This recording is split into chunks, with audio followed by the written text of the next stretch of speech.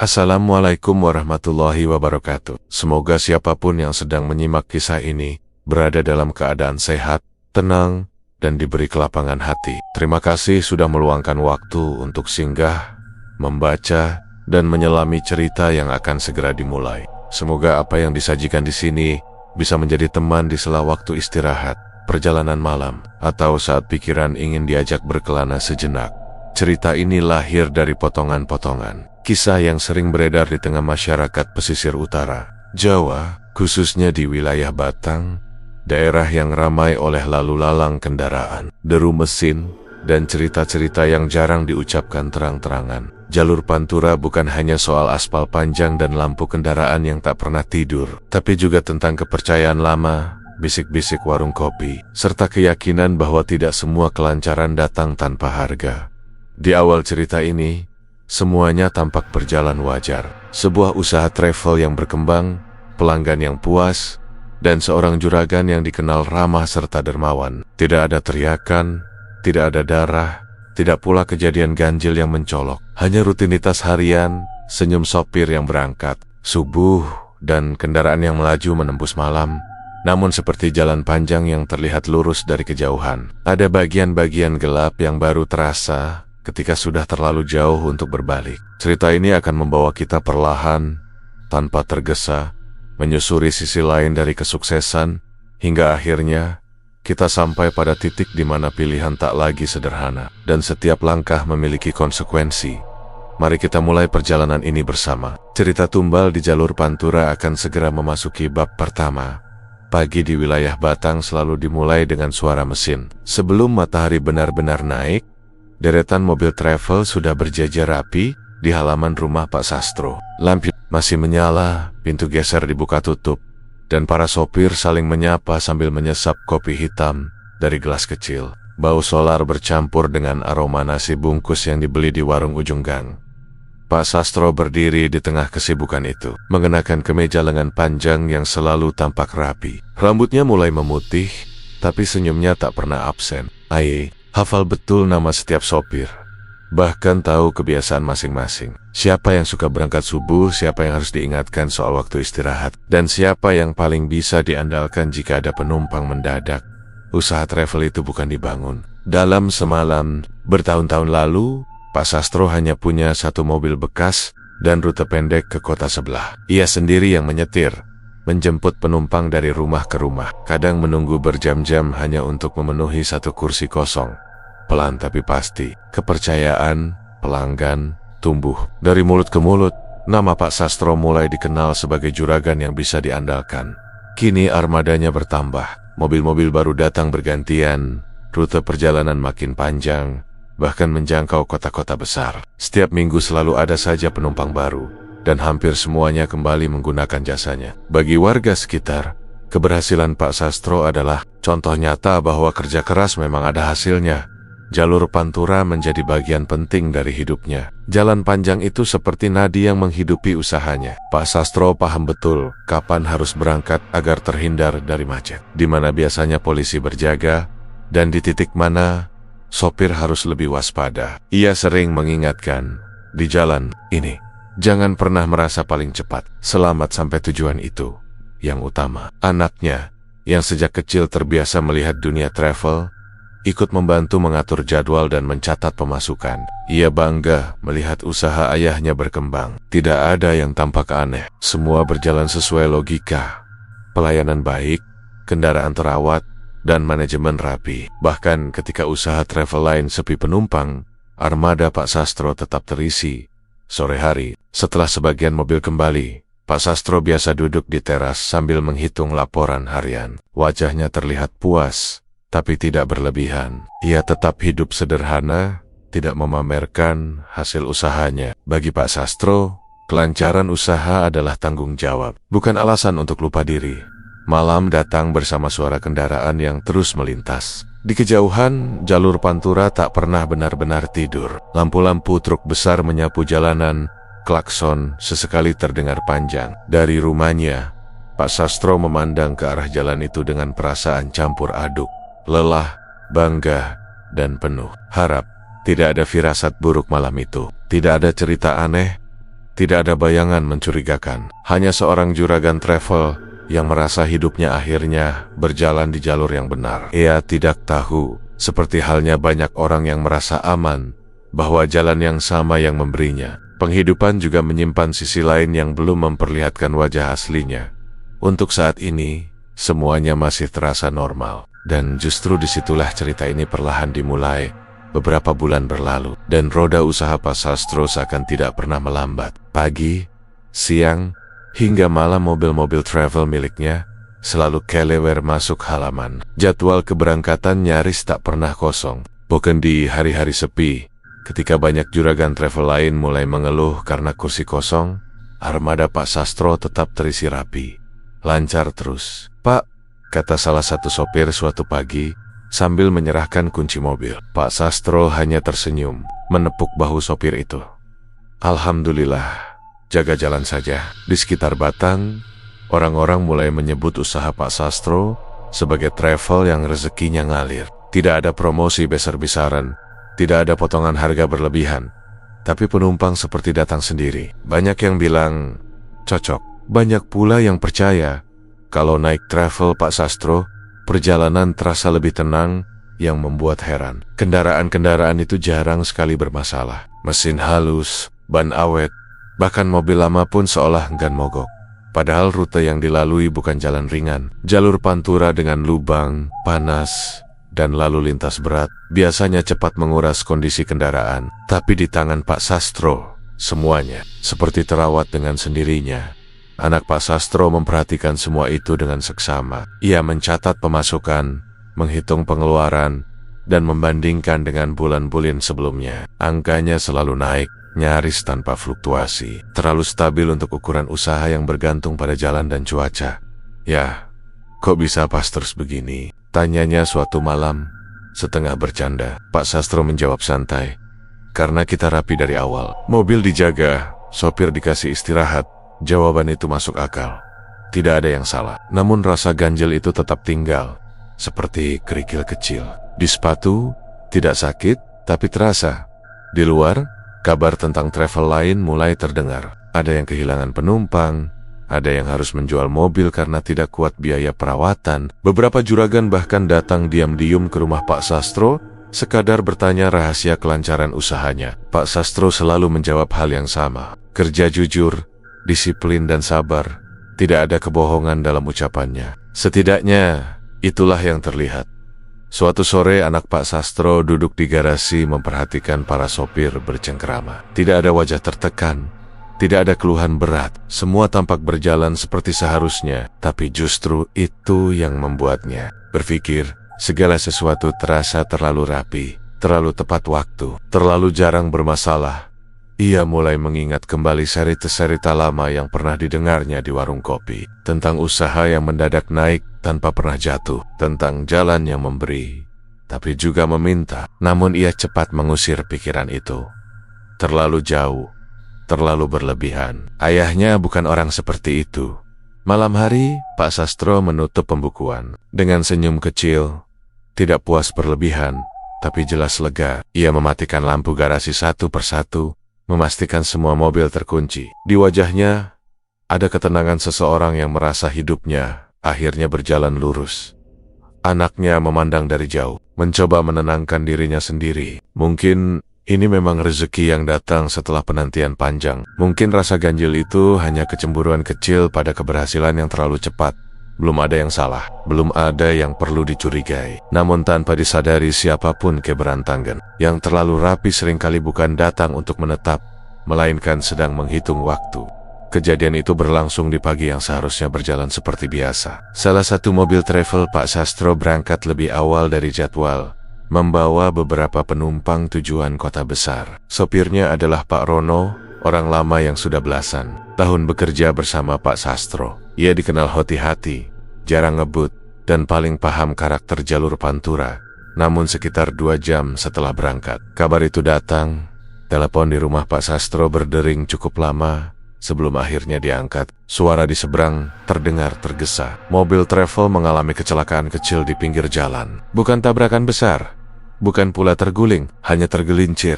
saat menghindari motor yang tiba-tiba memotong jalan. Penumpang selamat, mobil rusak di bagian depan, tapi Pak Rono mengalami luka cukup serius dan harus dibawa ke puskesmas terdekat. Pak Sastro segera berangkat menuju lokasi. Di sepanjang jalan, pikirannya dipenuhi rasa khawatir, tapi belum sampai pada rasa takut. Kecelakaan adalah bagian dari risiko jalan, apalagi di jalur pantura yang padat dan sering tak terduga. Warga sekitar lokasi kejadian berkumpul. Sebagian membantu mengatur lalu lintas. Tidak ada kepanikan berlebihan. Banyak yang berkata hal serupa. Namanya juga pantura, Pak. Sudah biasa kejadian begitu. Kalimat itu diucapkan dengan nada datar, seolah kecelakaan adalah bagian dari rutinitas harian. Pak Rono terbaring lemah saat Pak Sastro tiba. Wajahnya pucat, tapi masih sadar. Ia meminta maaf, meski semua orang tahu kecelakaan itu bukan kesalahannya. Pak Sastro menggenggam tangan sopirnya erat, meyakinkan bahwa semua akan diurus. Hari itu, satu armada terpaksa berhenti beroperasi. Jadwal sedikit kacau, tapi masih bisa ditangani. Penumpang dipindahkan ke mobil lain. Usaha tetap berjalan meski dengan suasana yang sedikit berbeda. Di rumah, anak Pak Sastro mendengarkan cerita itu dengan perasaan tak menentu. Ia mengenal Pak Rono sejak kecil, sosok yang selalu datang paling awal dan pulang paling akhir. Mendengar bahwa orang saya berhati-hati itu bisa celaka membuatnya berpikir, meski belum berani menyimpulkan apa-apa. Beberapa hari kemudian, Pak Rono belum bisa kembali bekerja. Lukanya membutuhkan waktu. Sopir pengganti mulai mengisi jadwal dan perlahan rutinitas kembali normal. Orang-orang kembali bercanda di garasi, seolah kejadian itu sudah lewat. Namun anak Pak Sastro mencatat satu hal kecil. Kecelakaan itu terjadi hampir tepat 3 bulan sejak armada terakhir dibeli. Ia mencoba menganggapnya kebetulan, terlalu sepele untuk dipikirkan lebih jauh. Di warung kopi, cerita kecelakaan itu hanya jadi bahan obrolan singkat. Parah, kata seseorang. Kalau di jalur lain bisa lebih buruk. Semua sepakat bahwa itu hanya musibah biasa di jalan panjang yang menghubungkan banyak kota, termasuk wilayah Batang yang tak pernah benar-benar sepi.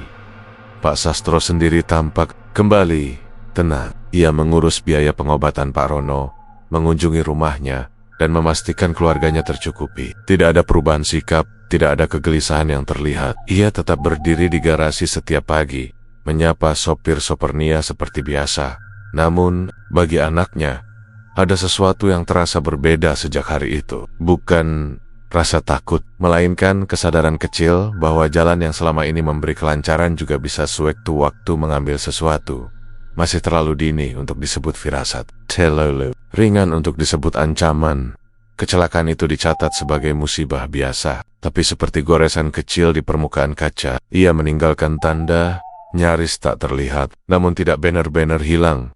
Waktu berjalan tanpa terasa, membawa kembali rutinitas yang sempat terganggu. Pak Rono perlahan pulih, meski belum sepenuhnya bisa menyetir jarak jauh. Armada yang sempat berkurang kembali lengkap. Usaha travel Pak Sastro kembali stabil, bahkan meningkat. Seolah kecelakaan kecil beberapa bulan lalu tidak pernah benar-benar meninggalkan bekas. Hingga tepat hampir 3 bulan kemudian, kabar itu datang lagi. Kali ini menjelang malam, salah satu mobil travel mengalami insiden di jalur yang berbeda. Masih di lintasan Pantura. Tidak besar, tidak sampai masuk berita. Mobil hanya menabrak pembatas jalan setelah sopir mengaku melihat sesuatu melintas cepat di depannya. Sopir selamat, penumpang hanya mengalami syok ringan. Namun tetap saja, itu kecelakaan. Anak Pak Sastro merasakan dada yang tiba-tiba mengencang saat mendengar waktu kejadiannya. Ia membuka catatan lama di ponselnya, lalu mencocokkannya dengan tanggal kecelakaan Pak Rono. Selisihnya hampir persis 3 bulan. Awalnya ia menggeleng, mencoba menertawakan pikirannya sendiri. Jalan Pantura memang keras, banyak kecelakaan terjadi. Tidak ada yang aneh jika 2 kejadian terjadi dalam rentang waktu tertentu. Tapi semakin ia mencoba mengabaikan, semakin pikirannya justru tertarik pada pola itu. Ia mulai mencatat lebih rapi. Bukan hanya kecelakaan, tapi juga waktu pembelian armada baru, pembukaan rute, dan hari-hari ketika pemasukan melonjak drastis. Semuanya seakan membentuk irama yang rapi. Terlalu rapi untuk sesuatu yang seharusnya acak. Pak Sastro sendiri Tetap tenang, ia menyebut kejadian itu sebagai ujian kecil. Namanya usaha di jalan, pasti ada saja, katanya sambil menutup buku. Tidak ada nada khawatir, tidak ada kegelisahan yang tampak di wajahnya. Namun anaknya mulai memperhatikan hal-hal kecil yang sebelumnya luput. Seperti kebiasaan ayahnya keluar rumah sendirian di malam-malam tertentu. Atau cara Pak Sastro selalu memastikan satu mobil tertentu tidak beroperasi di tengkel-tengkel khusus. Semua tampak sepele, tapi perlahan menumpuk di kepala. Di garasi, para sopir mulai membicarakan kecelakaan itu dengan nada lebih pelan. Tidak ada yang berani menyebutkan kecurigaan apapun. Mereka hanya berkata, "Kok kena kita lagi ya?" Lalu tertawa kecil seolah mengusir pikiran sendiri. Anak Pak Sastro tidak ikut tertawa. Suatu sore, ia duduk di teras sambil memandang lalu lintas yang padat di kejauhan. Jalan itu tampak sama seperti biasanya, ramai, bising, dan tak kenal lelah. Tapi kini ia melihatnya dengan cara berbeda. Bukan lagi sekadar jalur rezeki, melainkan sesuatu yang seperti punya hitungan sendiri. Ia teringat cerita-cerita lama yang dulu dianggap dongeng, tentang jalan yang meminta imbalan, tentang kelancaran yang tidak pernah gratis. Ia tidak ingin mempercayainya, tapi juga tidak bisa sepenuhnya menolak. Malam itu, angin laut dari arah utara bertiup lebih kencang. Dari rumah, suara kendaraan berat terdengar silih berganti. Pak Sastro masih duduk di ruang tengah, membaca sesuatu dengan lampu temaram. Wajahnya tetap tenang, seolah tidak ada beban di pundaknya.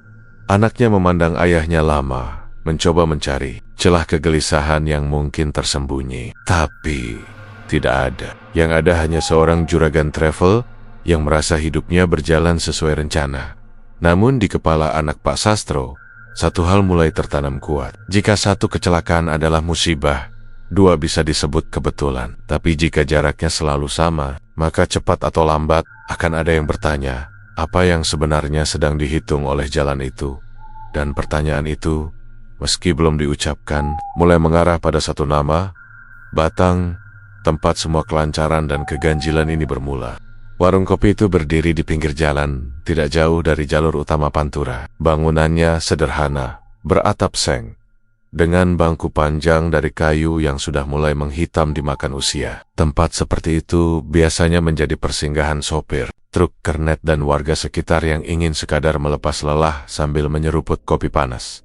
Sore itu, anak Pak Sastro duduk di salah satu bangku, memandangi kendaraan besar yang melintas tanpa henti. Ia datang bukan untuk mencari cerita, hanya ingin menenangkan pikiran setelah seharian mengurus jadwal travel. Namun, seperti banyak hal lain akhir-akhir ini, sesuatu justru datang menghampirinya. Beberapa pria parubaya duduk tidak jauh darinya. Obrolan mereka pelan, bercampur asap rokok dan bunyi sendok beradu dengan gelas. Awalnya mereka membicarakan jalan berlubang dan razia polisi. Hal-hal biasa yang sering terdengar di tempat seperti itu, hingga salah satu dari mereka berkata, setengah berbisik, kalau jalur sini, dari dulu memang panas. Anak Pak Sastro refleks menoleh, tanpa terlihat mencolok. Panas gimana maksudnya? Tanya yang lain. Ya panas sering minta korban, apalagi kalau ada yang main aneh-aneh. Percakapan itu tidak terdengar seperti cerita horor. Tidak ada nada menakut-nakuti, justru terdengar seperti membicarakan cuaca atau kondisi jalan. Santai, datar, seolah sudah menjadi pengetahuan umum. Salah satu pria menyesap kopinya. Sebelum melanjutkan, ia bercerita tentang kejadian lama puluhan tahun lalu, ketika sebuah usaha angkutan tiba-tiba berkembang pesat. Mobilnya bertambah cepat, rutenya lancar, tapi setiap beberapa bulan selalu ada kabar celaka. Tidak besar, tidak heboh. Honyek, untuk diingat, mereka bilang sih, ada perjanjian, ucapnya pelan. Bukan soal uang, tapi kelancaran. Anak Pak Sastro merasakan tengkuknya sedikit dingin. Ia tetap diam, berpura-pura sibuk dengan ponsel. Perjanjian sama siapa? Tanya yang lain, setengah tertawa. Ya siapa lagi kalau bukan yang jaga jalan? Jawab pria itu sambil mengangkat bahu. Percaya nggak percaya, tapi orang-orang dulu sering begitu. Tidak ada yang menyebut nama, tidak ada yang menunjuk siapapun. Tapi setiap kalimat terasa terlalu dekat dengan apa yang selama ini mengganggu pikirannya.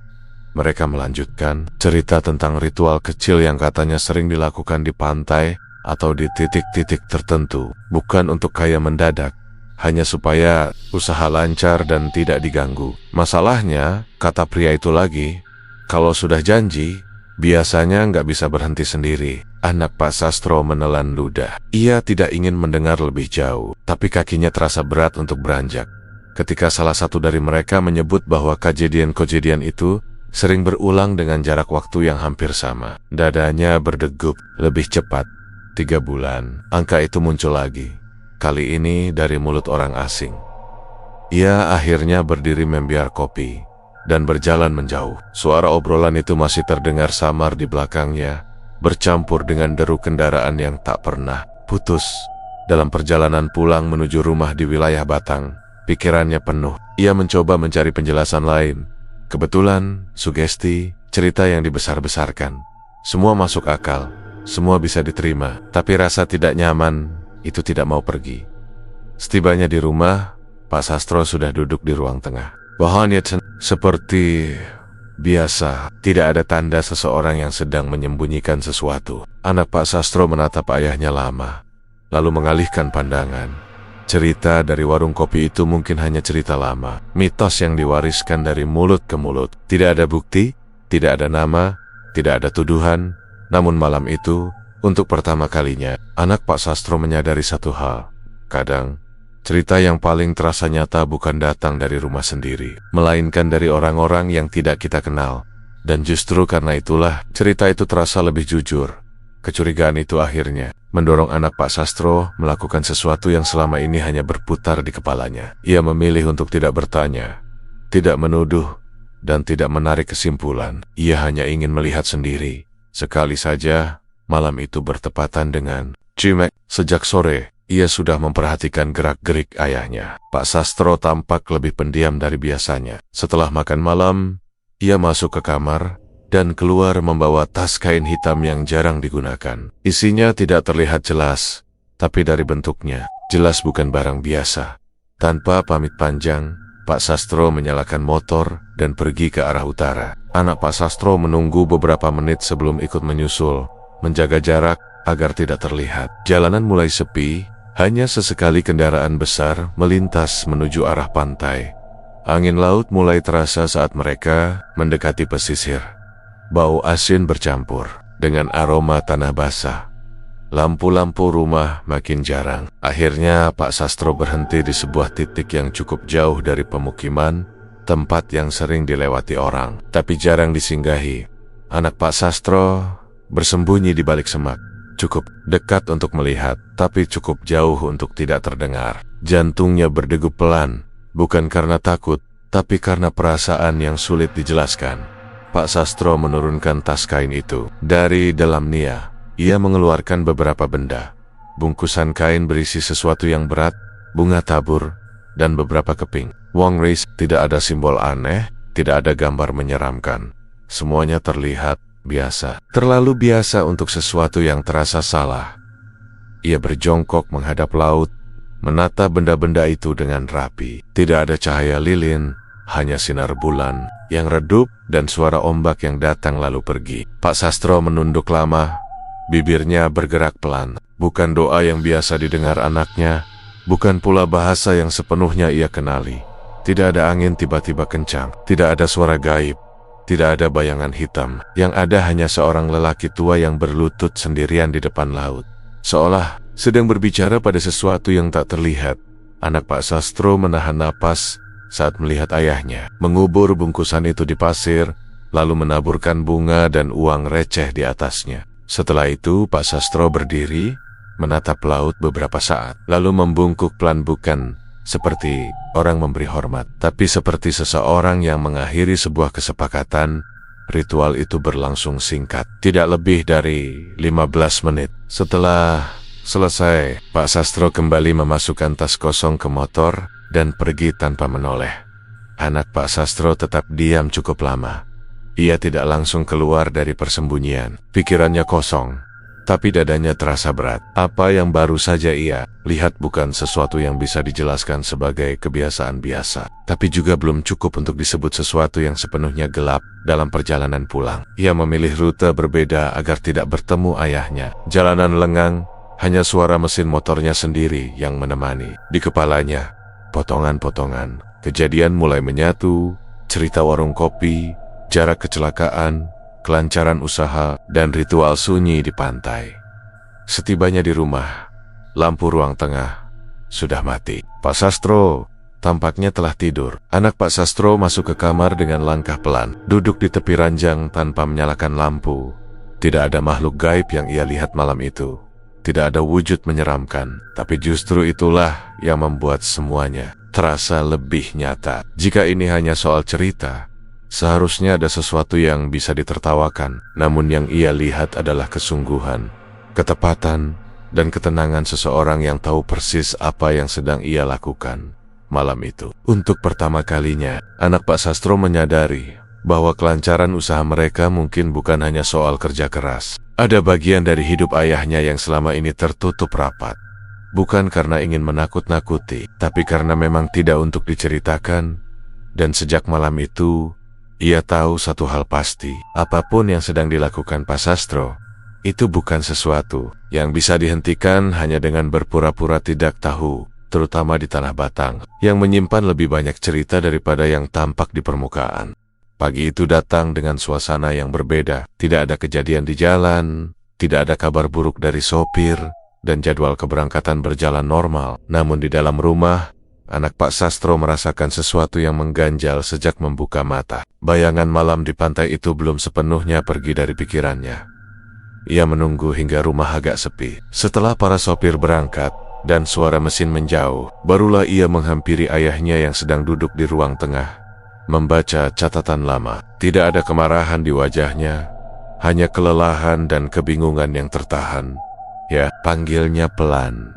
Pak Sastro menoleh. Tatapan mereka bertemu agak lama, sebelum akhirnya Pak Sastro menutup buku dan menghela napas pendek. Sialah ayah Sud, tahu percakapan ini tidak bisa dihindari. Ada yang mau kamu tanyakan? Ucap Pak Sastro lebih dulu. Anak Pak Sastro duduk di hadapannya. Tangannya saling menggenggam. Aku ikut ayah ke pantai malam itu. Tidak ada reaksi berlebihan. Tidak ada kaget atau marah. Pak Sastro hanya memejamkan mata sebentar, lalu tersenyum tipis. Senyum seseorang yang akhirnya berhenti menyembunyikan sesuatu. Kamu sudah besar, katanya pelan. Mungkin memang sudah waktunya tahu. Ia tidak langsung menjelaskan. Ia bangkit, mengambil air minum, lalu kembali duduk. Waktu seakan melambat di antara mereka. Pak Sastro mengakui bahwa bertahan-tahan lalu, saat usahanya nyaris bangkrut, ia pernah meminta kelancaran. Bukan kekayaan instan, bukan kesuksesan berlebihan, hanya agar usaha yang ia bangun tidak terus jatuh di titik yang sama. Ayah nggak pernah minta tumbal, ucapnya tegas. Itu yang paling penting kamu tahu. Ia menjelaskan bahwa ritual itu ia anggap sebagai bentuk permohonan, bukan perjanjian gelap seperti cerita-cerita yang beredar. Menurutnya, selama dilakukan dengan tertib dan tepat waktu, semuanya akan tetap seimbang. Tidak ada yang perlu dikorbankan, tidak ada yang diambil secara paksa. Anak Pak Sastro mendengarkan dengan dada yang semakin berat. Kalau begitu, katanya pelan, kenapa kecelakaan itu terus terjadi? Kenapa jaraknya hampir selalu sama? Pak Sastro terdiam. Untuk pertama kalinya, anaknya melihat ayahnya ragu. Jalan itu keras, jawab Pak Sastro akhirnya.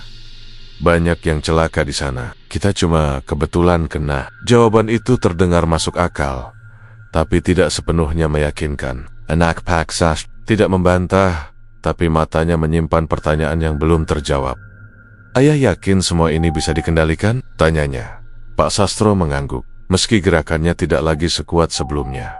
Selama ayah tidak lalai, selama semuanya dilakukan tepat waktu. Percakapan itu tidak berakhir dengan pertengkaran, tidak ada teriakan atau tangis. Justru itulah yang membuatnya terasa lebih menyakitkan. Ada jarak yang muncul di antara mereka, jarak antara keyakinan dan keraguan, antara generasi yang terbiasa percaya dan generasi yang terbiasa bertanya.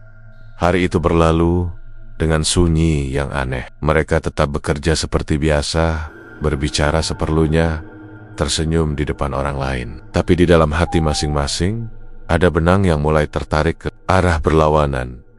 Malam hari, anak Pak Sastro berdiri di depan rumah, memandang ke arah jalan yang ramai. Jalur yang sama yang membawa rezeki, yang juga membawa kecelakaan kecil, dan kini membawa rahasia ayahnya ke permukaan. Ia tidak ingin menghakimi, ia hanya takut jika keyakinan ayahnya keliru, maka yang dipertaruhkan bukan lagi sekadar usaha.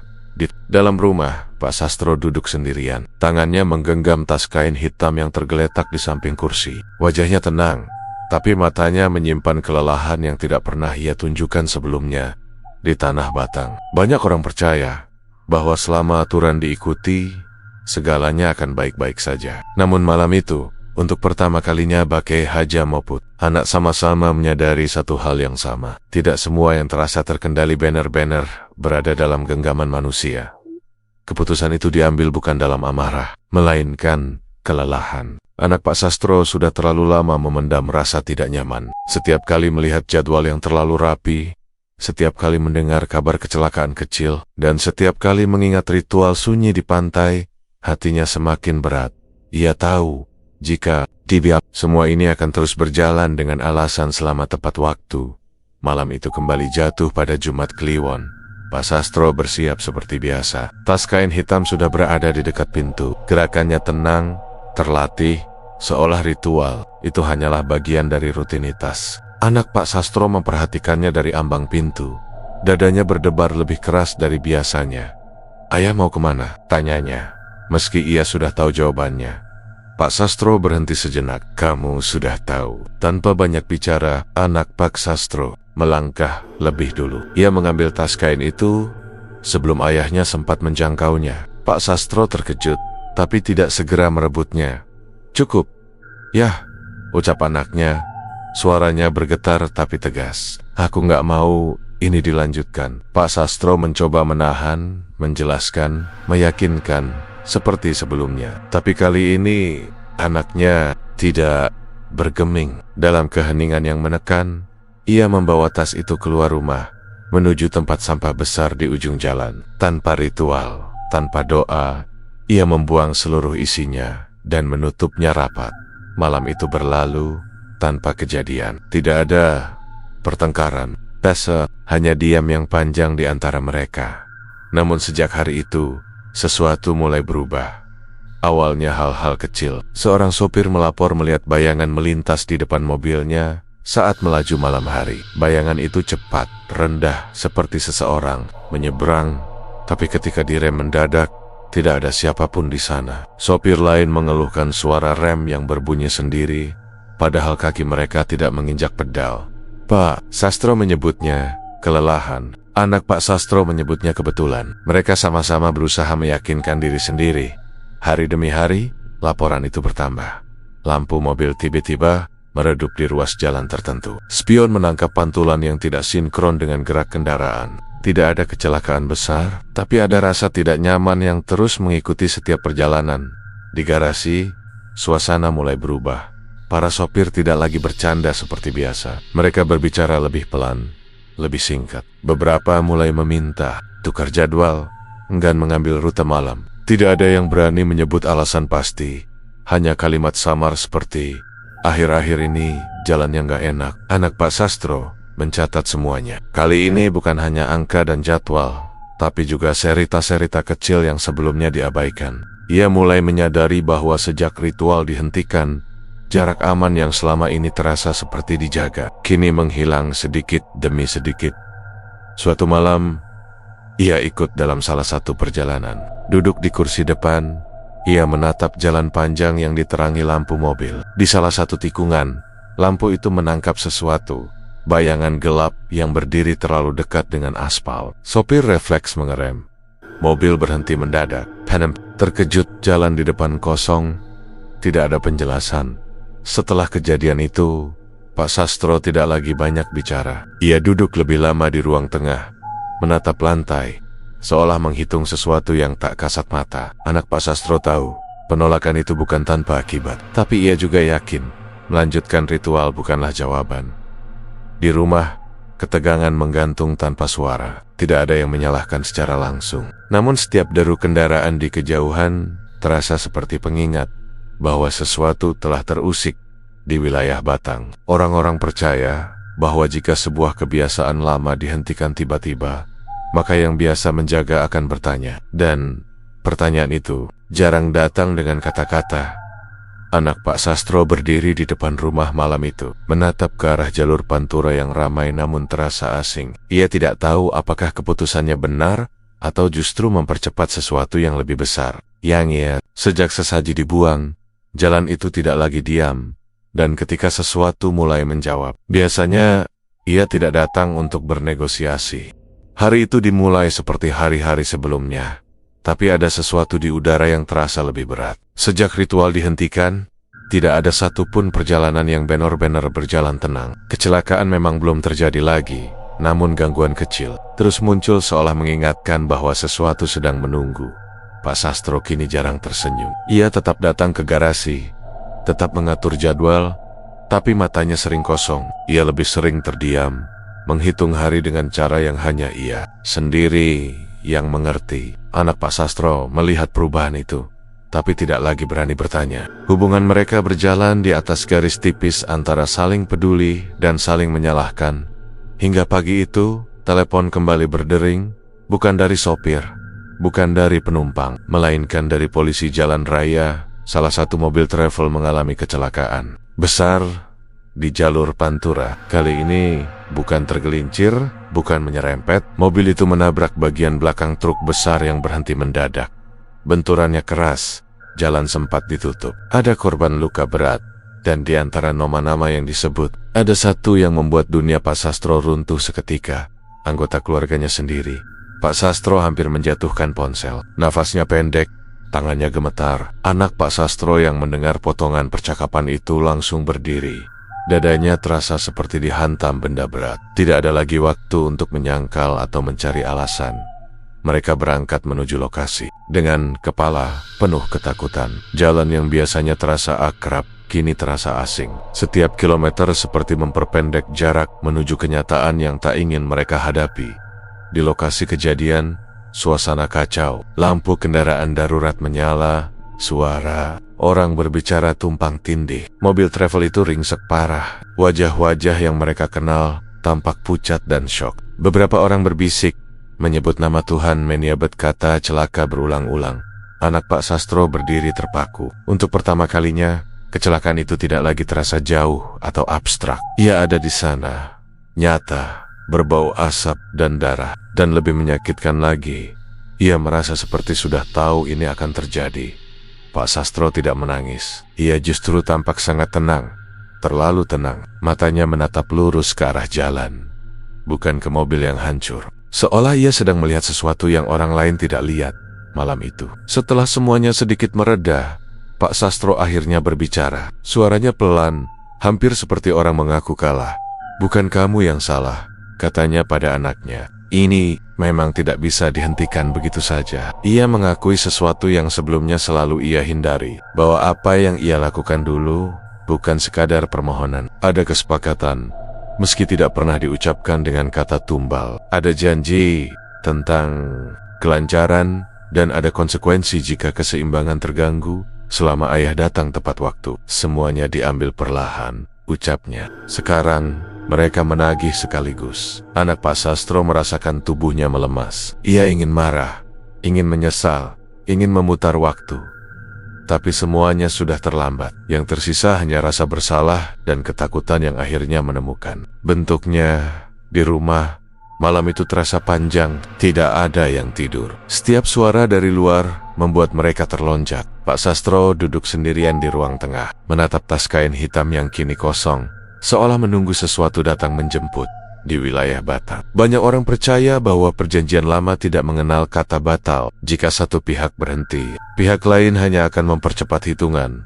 Dan malam itu, Pak Sastro tahu dengan pasti, yang dihadapi keluarganya bukan lagi sekadar gangguan di jalan, melainkan hutang yang sudah jatuh tempo, dan tidak lagi mau dibayar dengan cara lama. Malam turun perlahan di wilayah Batang, membawa sunyi yang terasa lebih berat dari biasanya. Sejak kecelakaan itu, Pak Sastro hampir tidak berbicara. Ia duduk di ruang tengah, memandangi tas kain hitam yang kembali terisi, bukan oleh sesaji yang lengkap, melainkan oleh sisa keyakinan yang compang-camping. Anak Pak Sastro tahu, ayahnya sedang menghitung sesuatu.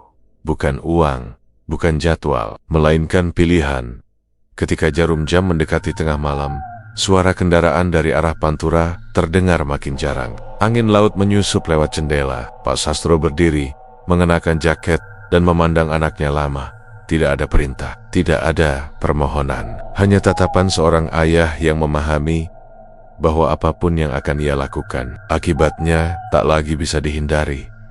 Mereka berangkat bersama. Jalanan sepi, lampu-lampu memanjang seperti lorong tanpa ujung. Di salah satu ruas yang paling sering dilalui armada mereka, mobil melambat dengan sendirinya. Lampu depan menyapu aspal, dan di sanalah bayangan itu berdiri. Tidak berwujud jelas, tidak tinggi, tidak rendah, seperti kumpulan gelap yang lebih pekat dari malam. Ia tidak bergerak, tapi kehadirannya menekan dada. Anak Pak Sastro merasakan napasnya tersangkut. Pak Sastro mematikan mesin. Tidak ada suara yang terdengar oleh telinga, namun kata-kata itu hadir di kepala mereka bersamaan. Hutang, darah, keluarga. Pak Sastro melangkah turun. Kakinya gemetar, namun wajahnya tegas. Ia menyadari kebenaran yang selama ini ia sangkal. Kelancaran yang ia nikmati bukanlah hadiah, melainkan cicilan. Dan kini, cicilan itu menuntut pelunasan. Anak Pak Sastro ingin berteriak, ingin menarik ayahnya kembali, tapi tubuhnya tak bergerak. Ia tahu, jika ada satu hal yang masih bisa dilakukan, itu adalah menghentikan putaran ini, bukan dengan menambah korban, melainkan dengan memutus sumbernya. Aku yang memulai, kata Pak Sastro lirih. Biarkan aku yang mengakhiri. Ia tidak menyerahkan anaknya, ia tidak menunjuk siapapun. Ia memilih cara yang paling ia takuti, menghancurkan semua yang ia bangun. Di hadapan bayangan itu, Pak Sastro menyatakan pengunduran dirinya dari jalan, menutup usaha, melepas armada, memutus rute. Bukan janji kosong. Ia sudah menyiapkan bukti, dokumen penjualan, pengalihan, pembatalan izin. Semua yang membuat jalan itu mengalir akan dihentikan. Bayangan itu tidak mengamuk, tidak pula menghilang seketika. Ia hanya mengendap, seperti menimbang. Lampu mobil berkedip, angin berhenti sesaat. Lalu, pelan-pelan, gelap itu surut, menyisakan aspal kosong. Pak Sastro jatuh berlutut. Napasnya tersengal. Anak Pak Sastro akhirnya bisa bergerak, memeluk ayahnya erat. Tidak ada kemenangan di sana, hanya kehilangan yang ditukar dengan nyawa yang tersisa. Hari-hari berikutnya berjalan sunyi. Armada dijual satu persatu. Garasi dikosongkan. Sopir-sopir berpamitan dengan mata berkaca. Tidak ada kecelakaan lagi. Jalan kembali menjadi jalan. Tapi rumah itu kehilangan denyut yang pernah membuatnya hidup. Pak Sastro menua cepat. Ia tidak menyesal memilih anaknya. Namun ia tahu harga yang dibayar tidak kecil. Kesuksesan yang dibangun di atas perjanjian gelap tidak pernah banner-banner membawa pulang siapapun dengan selamat. Selalu ada yang tertinggal, entah harta, entah jiwa. Anak Pak Sastro belajar satu hal yang tak tertulis di buku manapun. Kelancaran yang terlalu rapi patut dipertanyakan. Dan jalan, sebaik apapun ia memberi, akan selalu meminta keseimbangan. Cerita ini berakhir di sana, bukan dengan sorak, melainkan dengan keheningan yang jujur. Cerita tumbal di jalur Pantura ini adalah karya fiktif. Nama tokoh, peristiwa, dan alur cerita disusun untuk kepentingan narasi semata. Kesamaan dengan kejadian nyata atau pihak tertentu hanyalah kebetulan dan tidak dimaksudkan untuk menggambarkan atau menuduh siapapun.